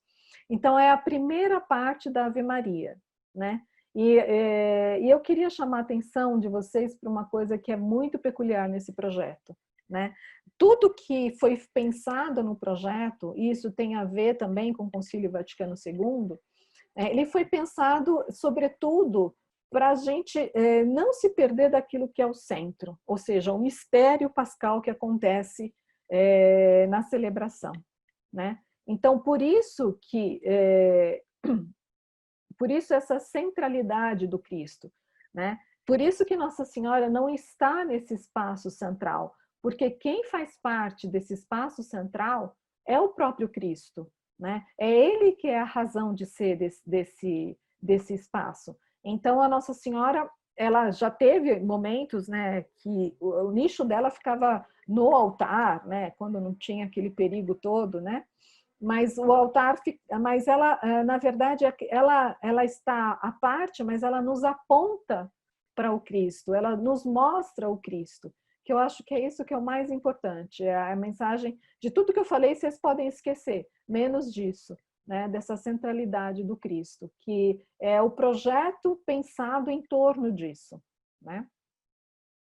Então aqui a gente tem a cúpula, né, que a cúpula ela é toda em mosaico, diferente dos azulejos, né? Ela é mosaico, ela foi feita na Itália e depois trouxeram para cá, e ela representa a árvore da vida. Então aqui no centro nós temos o espírito, né, que dá essa vida, e essa árvore que é a própria igreja, onde esses pássaros todos, são pássaros também dos biomas brasileiros, né, e representam cada um dos fiéis, né? Então, eu digo que tem pássaro de tudo quanto é jeito, assim como tem fiel de tudo quanto é jeito, né? Então, tem os mais bicudos, os menorzinhos, os maiores, os mais que têm asa mais comprida, que tem a perna mais comprida, né? Um colorido, outro sem muita cor. Então, cabe todo mundo aí, né? Eu gosto muito disso, né? Porque eu não sei se eu seria um tucano, sei lá, né? Vai saber. Ontem eu estava com uma máscara para me proteger, a minha filha falou: mãe, você está parecendo um tucano. Eu falei assim: eu gosto do tucano, sabe? Assim, achei ele bem, achei uma comparação, eu aceitei como elogio, vamos, digamos assim, né? Então a ideia é essa, né? Que os cristãos eles venham se refugiar nessa grande árvore que é a igreja, né? Aqui vocês estão vendo aqui umas arvorezinhas que são as tamareiras, né? Esse lugar é um lugar onde tudo floresce, né? Mesmo se a gente for a pior pessoa do mundo. Por quê? Porque a tamareira floresce em lugar desértico, né? Então, mesmo que nós estejamos num deserto, mesmo que nós não sejamos as melhores pessoas, assim como nós pensamos ou nem pensamos às vezes, né? A gente pode florescer perto dessa grande árvore, né? Isso aqui, por isso que tem as tamareiras aqui, né? Hilda? Oi. Hilda, a gente já está chegando no final. Faltam vários slides ainda? Falta o batistério, falta bastante coisa. Você falou no início, é um tema que não esgota, né? Então, interessante, eu tenho certeza que você quer continuar. Deixa eu só falar desse, então.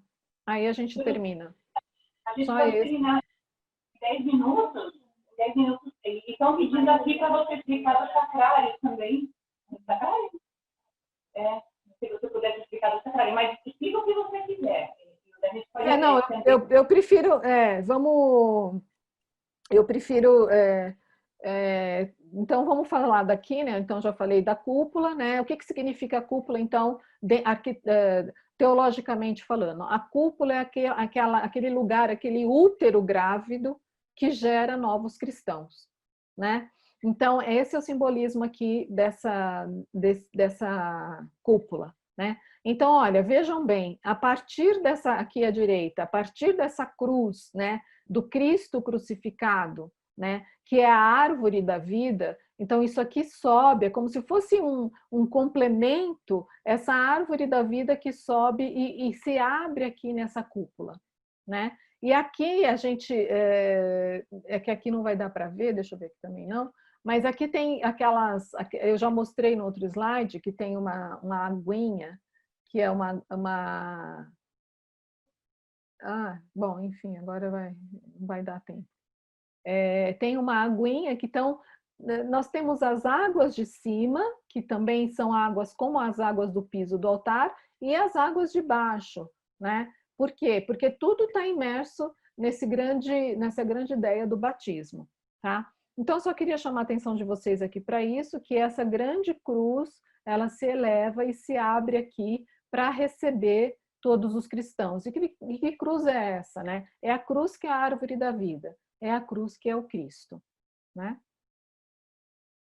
E aqui essa cruz, o que eu gosto de falar dela é que por ela ser vazada, nós, através mesmo, aqui é bem através, né? A gente pode usar essa palavra, através do corpo dele, nós podemos chegar ao nicho de Nossa Senhora, ou seja, ao nicho da Mãe Aparecida, e através do corpo dele nós chegamos a esse vitral, né? Esse vitral foi uma maneira também genial, que eu achei que foi pensado, né, que é bem no coração, né? Então eu faço analogia, por meio dele a gente tem a mãe e por meio dele a gente tem o coração, né? Que mais? O que eu faço? Aqui tem a Capela do Santíssimo, né? Esse é o único slide da Capela do Santíssimo, então a gente vê aqui então, pão dos anjos, alimento dos peregrinos, né? A Capela do Santíssimo não tem o detalhe do altar nem do ambão, mas são do Cláudio. Tem um mosaico aqui atrás que não é do Cláudio, né? Foi um mosaico que o Papa João Paulo II doou quando ele esteve aqui na Basílica. E o que a gente pode chamar a atenção da Capela do Santíssimo é para essa frase, né? Então, pão dos anjos, alimento dos peregrinos.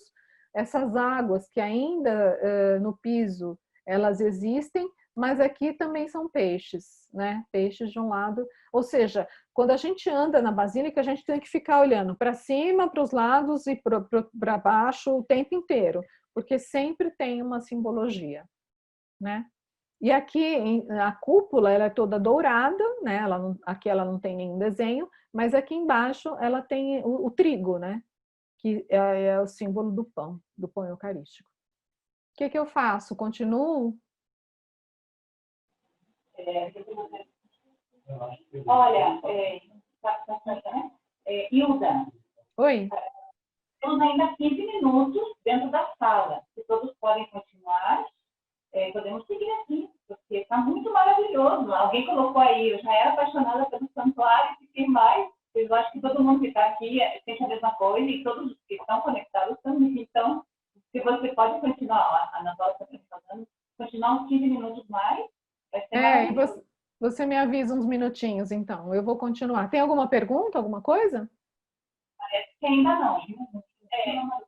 Eu só queria, porque eu acho que caiu a internet. Então, quem mandou a pergunta antes da... Peraí. Perguntas que não foram respondidas, se puderem mandar de novo, só para a gente não perder nada. Pode ser? Posso continuar, então? Pode, obrigada. Tá. Então, eu vou passar um pouco rápido agora, né?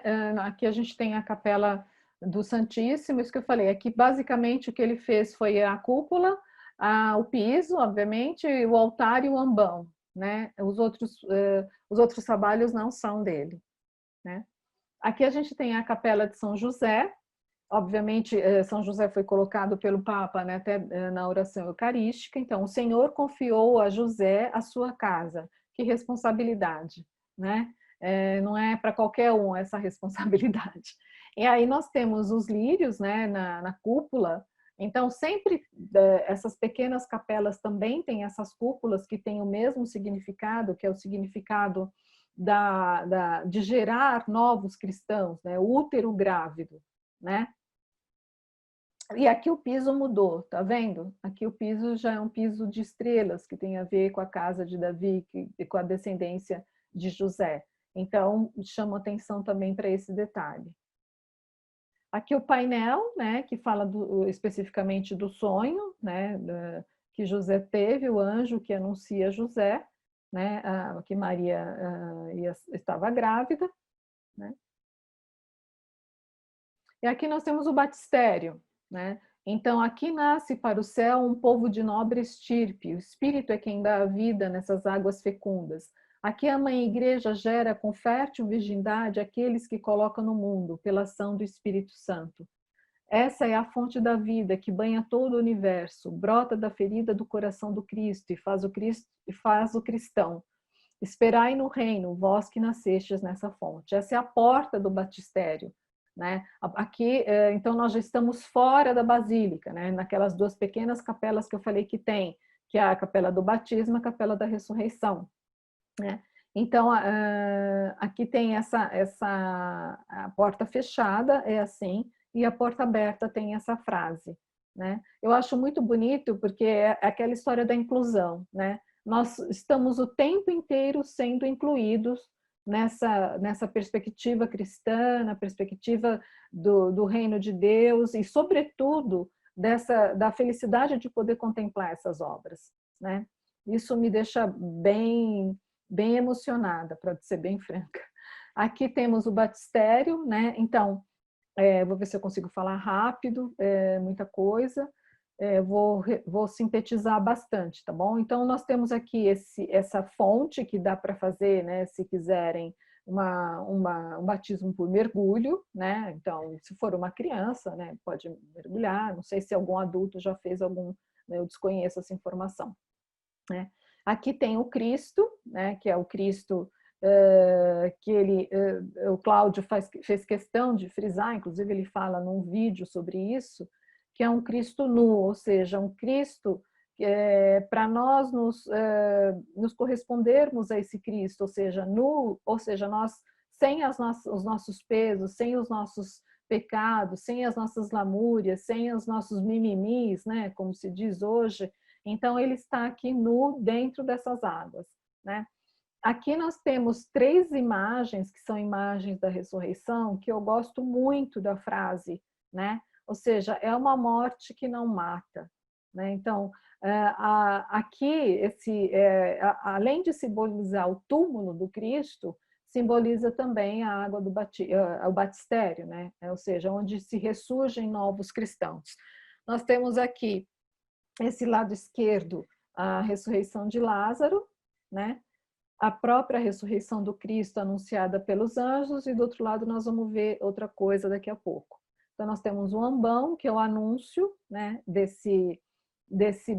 anúncio, o grande anúncio cristão da ressurreição, é o ambão, que é o lugar alto, né, é o lugar da onde se anuncia o Cristo. Aqui essas 3 ampolas são as ampolas dos olhos, que são usados nos sacramentos, né?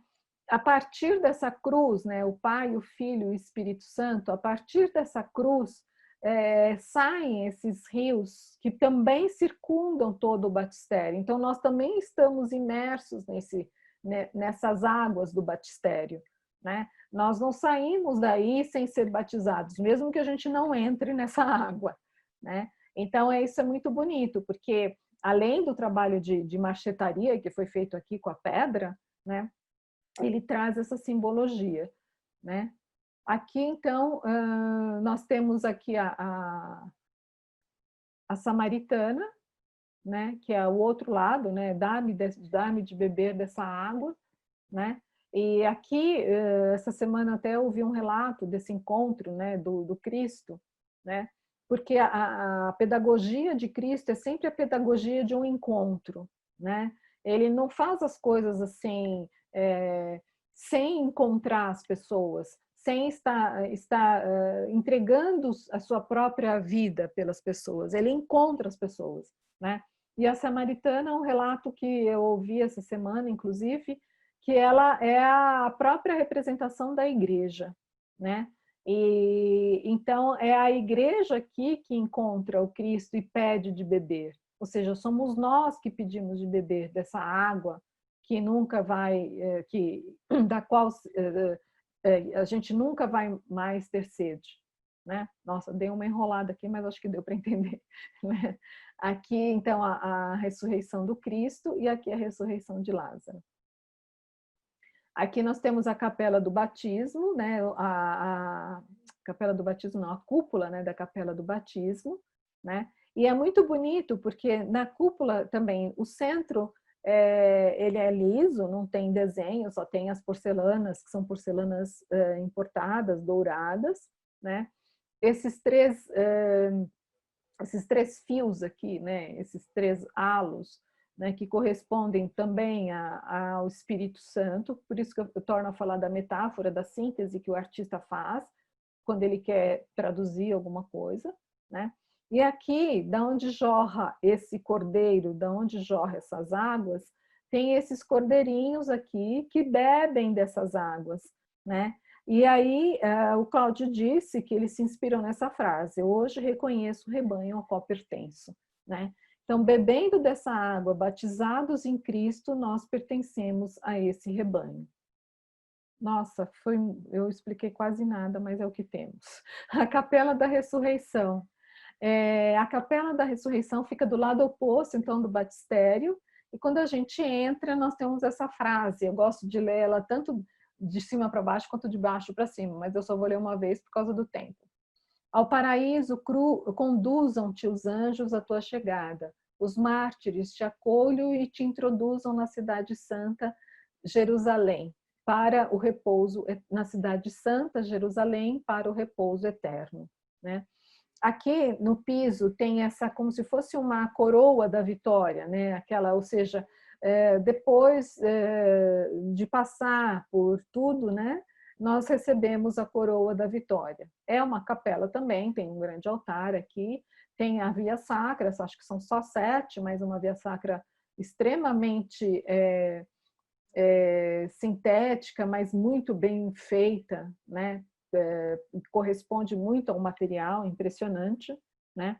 E aqui nós temos esse grande bom pastor, que é uma representação muito antiga, do século 3 ou 4, né? Das catacumbas romanas, né? Que tinham essa representação do bom pastor, e que depois os cristãos tiveram, né? Leram nessa imagem a própria imagem do Cristo, né? E eu sou a ressurreição e a vida, quem crê em mim, ainda que morto, viverá, né?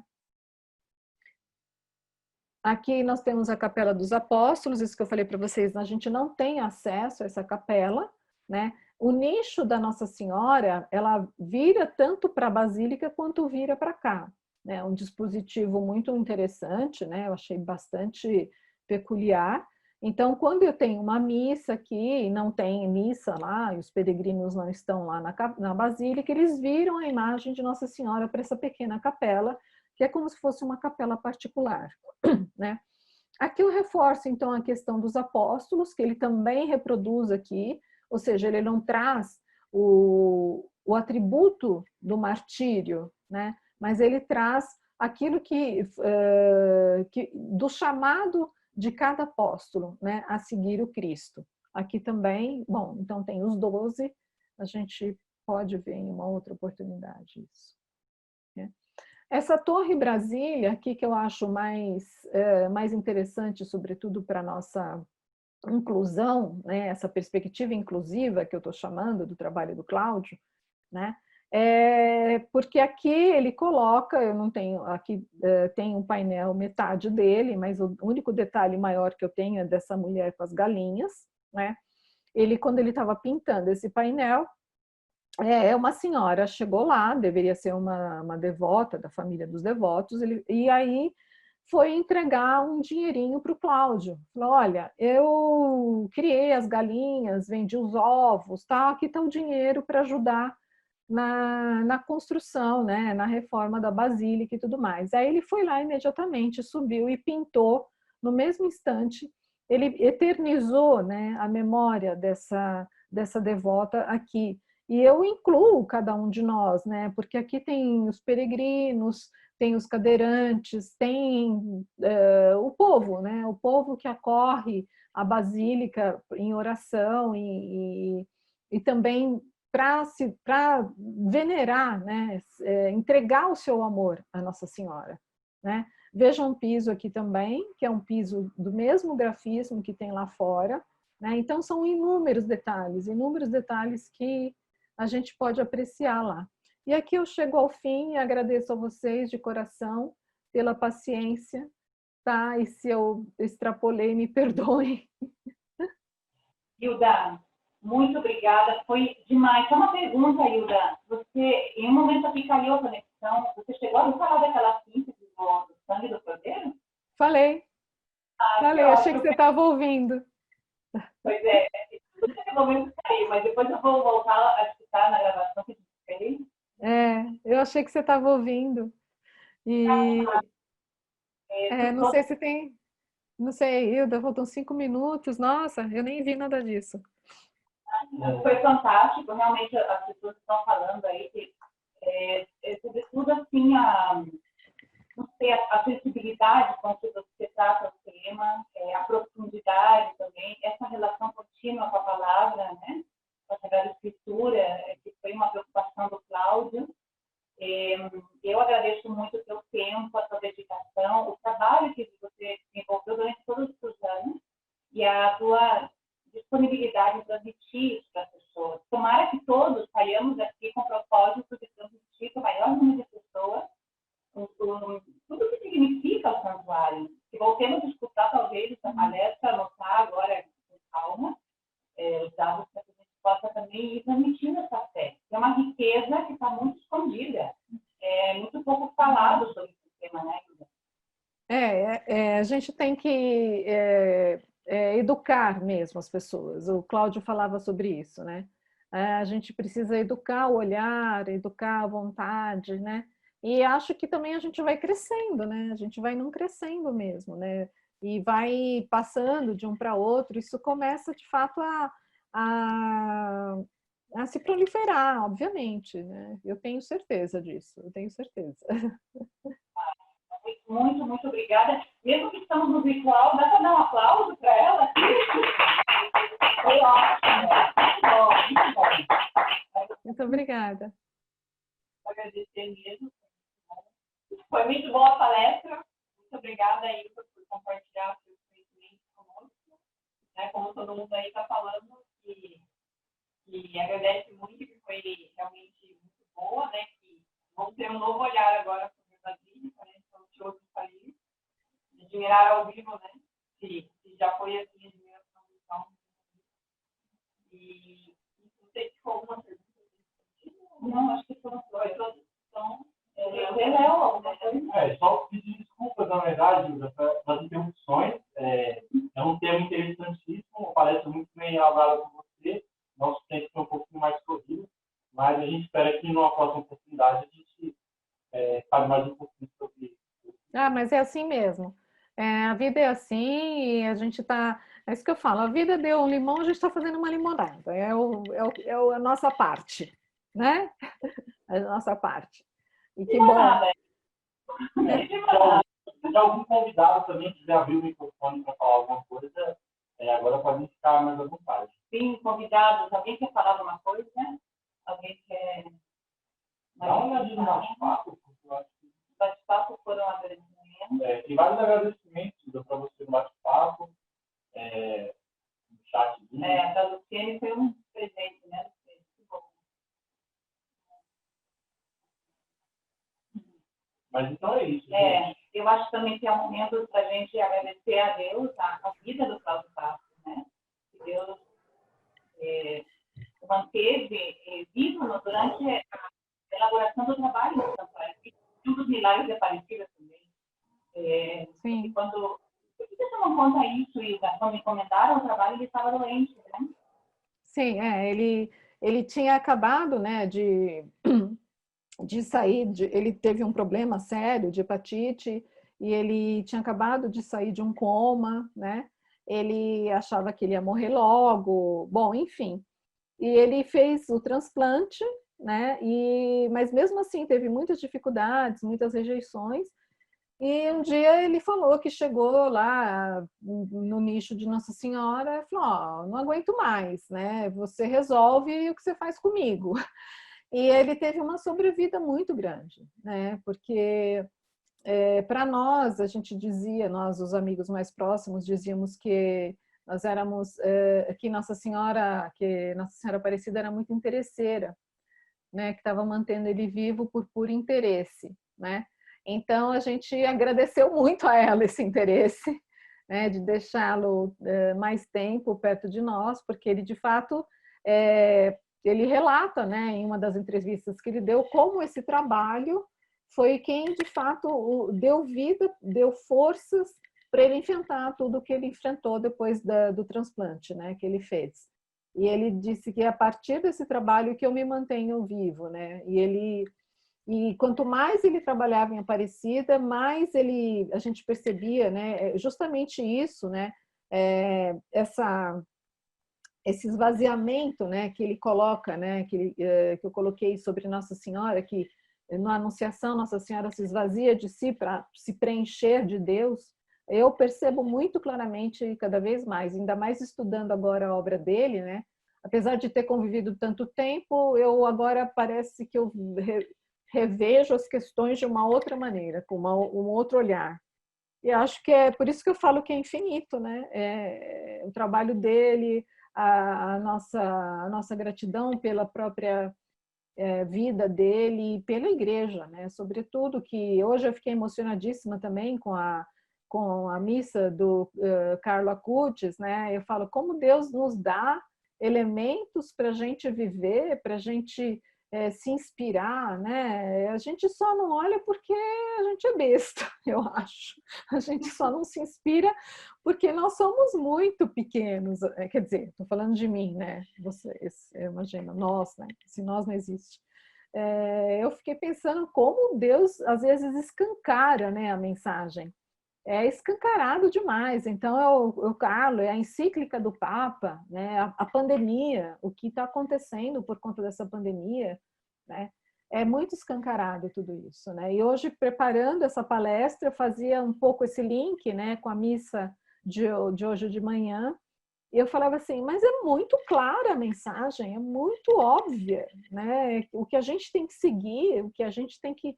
E o Carlo, com aquela simplicidade dele, né, com aquela objetividade dele, é uma coisa impressionante. Eu fiquei impressionadíssima. Eu falei, nossa, Deus escancara às vezes, ele exagera, sabe?